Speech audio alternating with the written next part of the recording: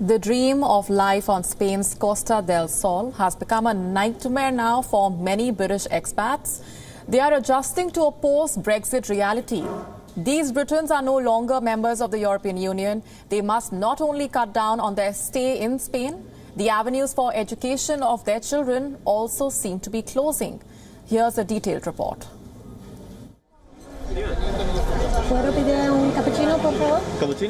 Henny Illingworth is a British real estate agent who has been living in Malaga, Spain for almost 4 years. She, like many others, is uncertain of her position and future in a post-Brexit Spain. Previously, as an EU citizen in Spain, I had the right to be here, and now I just have permission to stay. And it does feel a big difference, and it feels like there's been a huge amount of uncertainty, misinformation the last few years, and it leaves this feeling, am I safe? Am I stable here? It's not a very nice feeling to live with. As a third country to the European Union, British tourists can no longer come and go as they please. Since the 1st of January, British people living in or visiting Spain must register as a resident or apply for the appropriate visa. Many are simply selling off their properties.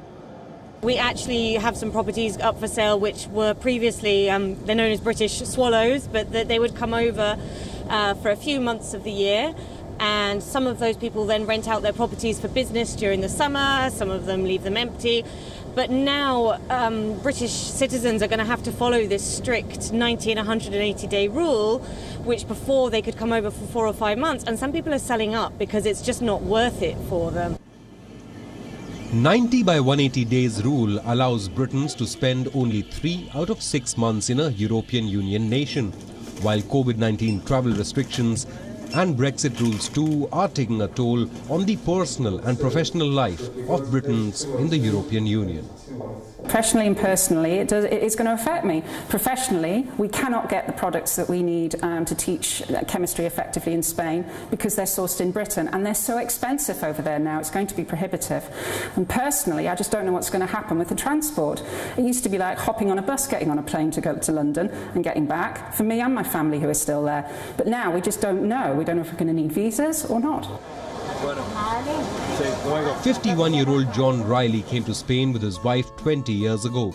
John is worried for his 13-year-old son's education.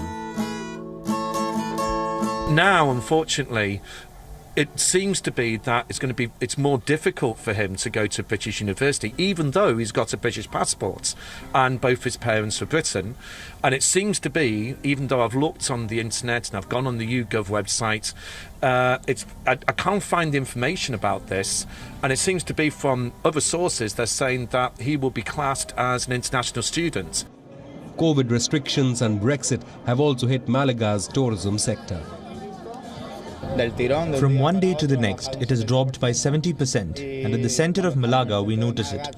We work with tourism, and since we do not have tourism, sales have dropped, employment has dropped, and invoicing has dropped.